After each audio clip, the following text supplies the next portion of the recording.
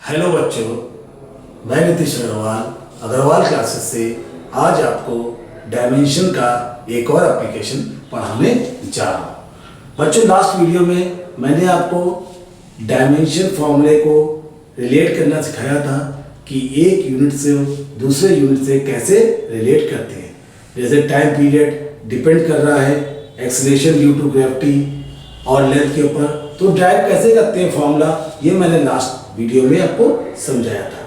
आज बच्चों मैं आपको एक फॉर्मूला गिवन होगा और उस फॉर्मूले के गिवन होने पे मैं आपको उन कांस्टेंट की वैल्यू को कैलकुलेट करना सिखाऊंगा। अब बच्चों, आपकी स्क्रीन पे एक सवाल आ रहा है। इस सवाल में आपको गिवन है f = a√x + bx²।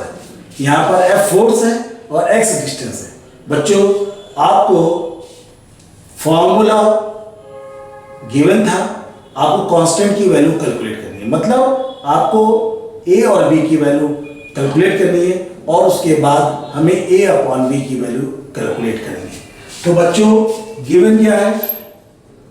गिवन है f = a√x + bx²। f क्या है? फोर्स और x distance. According to principle of homogeneity, according to principle of homogeneity, जो dimension of force equal to dimension of a√x equal to dimension of bx²। बेटा, dimension सबके बराबर होते हैं। अगर फोर्स न्यूटन में है तो ये भी न्यूटन होगा, ये भी न्यूटन होगा। ऐसा नहीं है फोर्स न्यूटन में है तो ये मीटर में हो जाए, ये सेकंड में हो जाए। कभी मीटर सेकंड जुड़ता नहीं है। न्यूटन मैग्नीट्यूड कुछ भी हो, लेकिन सबकी वैल्यू क्या होगी? Same. Dimension of force F = a√x। पहले इन दोनों को ले लिया तो F/√x = a। F का फोर्स का फॉर्मूला होता है mLT-2 अपॉन L की power half = a।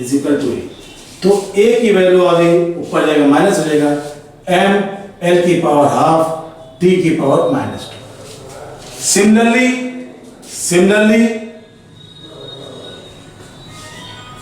F = bx²। तो F/x² b। तो b की वैल्यू आ गई बच्चों mL, फोर्स का dimension formula, upon L²।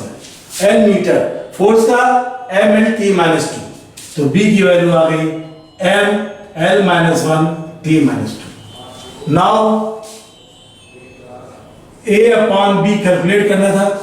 a का डायमेंशन फॉर्मूला mL की power half T-2 upon b mL-1T-2। ये कैंसिल हो गया, m कैंसिल हो गया, L की पावर 3/2। तो बच्चों, सवाल में कहा गया था f = a√x + bx²। f force है, x डिस्टेंस है। प्रिंसिपल ऑफ होमोजेनिटी कहती है कि डायमेंशन फॉर्मूले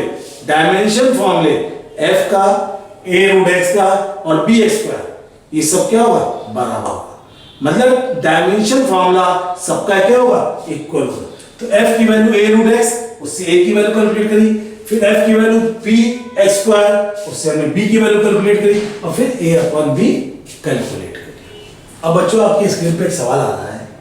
इस सवाल में P प्रेशर है, x डिस्टेंस है और T टाइम है। A B कांस्टेंट है। बच्चों, आपको कांस्टेंट की वैल्यू A B की वैल्यू कैलकुलेट करनी है, और जब A B हमें कैलकुलेट आएगा तो A क्रॉस B कैलकुलेट करेंगे। तो according to principle of homogeneity, dimension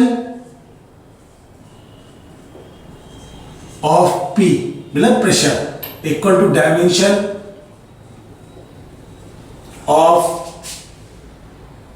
B/AT is equal to dimension of x square upon A T. क्योंकि बच्चों अगर आप देखोगे तो p बराबर B minus x square upon A T दिया था, तो हमने b अपॉन ए टी अलग कर लिया minus x square upon A T. तो हमने कहा इसका डायमेंशन और इसका डायमेंशन तीनों इक्वल होते हैं। क्योंकि बच्चों ये बात जान लो कि न्यूटन में न्यूटन ऐड करते हैं, सेकंड में सेकंड, न्यूटन में सेकंड ऐड नहीं करते। तो according to principle of homogeneity तीनों के डायमेंशन इक्वल होंगे। Now dimension of pressure equal to dimension, पहले दो को हम ले रहे हैं, फर्स्ट और थर्ड को, dimension of x square upon A T. इससे हमने ए का डायमेंशन लिया। प्रेशर का dimension M L minus one T minus two, इसका L square upon A T, cross multiply कर लें, A M L minus one T minus two is equal to L square T minus one. तो A की value आ गई M minus one L three upon में ले जाने से टी वन। ए का डायमेंशन, इसको नीचे ले गए और ऊपर शिफ्ट कर दिया, तो ए का डायमेंशन आ गया M minus one L three T one. Now again फिर देखो, now dimension of P equal to dimension of B by A T. तो P का M L minus one T minus two B upon A की value आपने calculate करी थी, M minus one L three T one into time, ये dimension हो गया A T का। अब क्रॉस मल्टीप्लाई कर लेंगे, M L minus one T minus two M minus one L three T two बराबर बी। ये टी टी कैंसिल हो गया, एम एम कैंसिल हो गया, तो बी का डायमेंशन आ गया एल स्क्वायर। बच्चों ए क्रॉस बी कैलकुलेट करना था, ए का dimension M minus one L three T one into L square, तो M minus one L five T one, ये आ गया बच्चों आंसर। तो इसमें आपको प्रेशर दे रखा था, pressure equal to B minus x square upon pressure B minus x square upon A T. आपने पहले ए का डायमेंशन कैलकुलेट किया, तो according to principle of homogeneity लगा दिया, और फिर डायमेंशन कैलकुलेट किया बी का और ए क्रॉस बी कैलकुलेट कर दिया। अब बच्चों आपकी स्क्रीन पे एक सवाल आ रहा है। इस सवाल में दिया है P pressure, V volume, R gas constant, T absolute temperature. ये वंडरवॉल गैस इक्वेशन है, इसमें A और B कांस्टेंट की वैल्यू निकालनी है। तो प्रिंसिपल ऑफ होमोजेनिटी कहता है कि डायमेंशन ऐड करने में या सब्ट्रैक्ट करने में दोनों के क्या होनी चाहिए, इक्वल होनी चाहिए, तभी आप इसको ऐड कर पाओगे या सब्ट्रैक्ट कर पाओगे। तो अगर आप इस बात देखो तो dimension P, dimension of P equal to dimension of A upon V square, क्योंकि आपको प्लस करना है, ऐड करना है। ऐड करने का मतलब क्या होता है, दोनों के डायमेंशन इक्वल होंगे तभी आप डायमेंशन को ऐड कर लोगे। Dimension of P is equal to dimension of A upon B square. बहुत इंपॉर्टेंट क्वेश्चन है बच्चों, फर्स्ट ईयर के पेपर में ये बहुत बार पूछा आता है। Dimension of P equal to dimension of A upon B square. अब P का डायमेंशन क्या है, M L minus one T minus two. A B volume है, वॉल्यूम का हो गया एल क्यूब, स्क्वायर कर दिया, M L minus one T minus two L six is equal to A, तो M L five T minus two multiply करके लिख दिया, ये डायमेंशन ऑफ ए आ गया। Again dimension of V is equal to dimension of B, volume का dimension L cube बराबर B, तो B की वैल्यू आ गई आपकी L क्यूब। तो वही वॉल्यूम था, वॉल्यूम का होता है मीटर क्यूब को L3 से।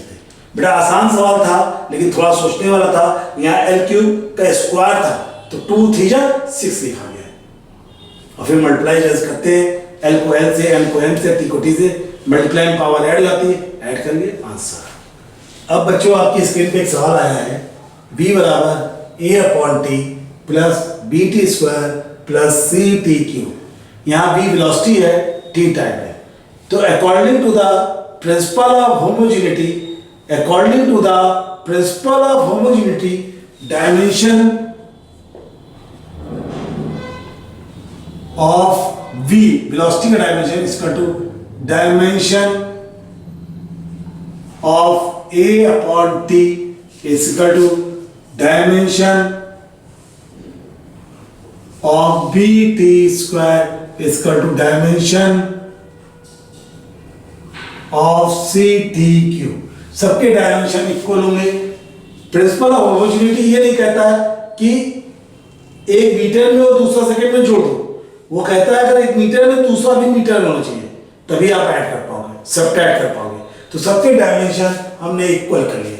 अब देखो डायमेंशन ऑफ v बराबर dimension of a upon t बराबर dimension of b t square equal to dimension of c t cube. तो हम पहले इन दोनों को ले रहे हैं, dimension of v is equal to dimension of a by t। इसका हो गया l t माइनस 1 a और टाइम का t, क्रॉस मल्टीप्लाई कर दिया, a आ गया l t minus 1 into T, l आ गया। डायमेंशन ऑफ a आपको बदल गया l। अब देखो dimension of v is equal to dimension of B T square, b का L T minus 1 B T square, तो b का आ गया L T minus 3।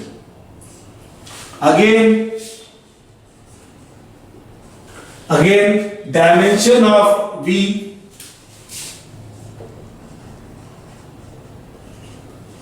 Is equal to dimension और सी टी क्यू, दोनों के डायमेंशन इक्वल होंगे। L minus 1 L T minus 1 C T Q, तो C is equal to L T minus 1 upon T 3, तो एल टी माइनस 4। तो बच्चों इसमें एक बहुत इंपॉर्टेंट पॉइंट ये था कि dimension of v is equal to dimension of A T square. सबके डायमेंशंस को आपने इक्वल कर लिया। हर एक फिजिकल क्वांटिटी के डायमेंशन को इक्वल करना होता है जब भी प्लस साइन हो या माइनस साइन हो, और फिर उसके बाद आप एक एक करके सबको कैलकुलेट करते हो। यहाँ पर बच्चों मैंने ए बी और सी के डायमेंशन को कैलकुलेट किया। तो बच्चों आपको अगर ये वीडियो अच्छा लगा हो तो प्लीज लाइक करिए और सब्सक्राइब कीजिए। बच्चों जितना ज्यादा आप इस वीडियो को आगे प्रोसीड करेंगे उतने अच्छे अच्छे प्रॉब्लम आपको देखने को आगे मौका मिलेगा। और अगर आपको कोई भी प्रॉब्लम आती है, कुछ समझ में नहीं आया, तो प्लीज कमेंट कीजिए या मेल कीजिए, मैं आपको अगले वीडियो में उन प्रॉब्लम को पहले समझा दूंगा। थैंक यू बच्चों।